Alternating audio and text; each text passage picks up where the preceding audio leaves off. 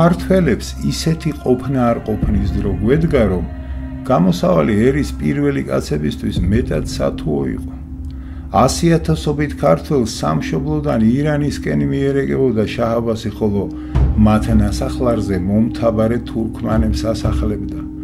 ქართლის და კახეთის ქრისტიანული სამეფოების მოსპობას თავისი თვალით ხედავდა დაქსაქსულობისგან და მტერთან თანამშრომლობისგან დაუძულებული ქართველობა, მაგრამ დიდი დაცემის შემომბრუნებელი პიროვნება ჯერ არსად ჩანდა.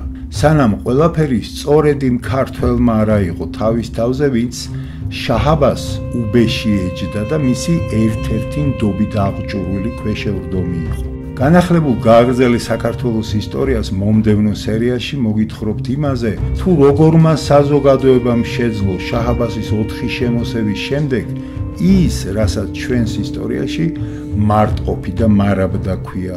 გვიყურეთ სექტემბრის ბოლოდან ყოველი თვის 28 რიცხვში YouTube გვერდზე გურამ ქართველიშვილის გააგრძელე საქართველოს ისტორია და ასევე Facebook-ზე.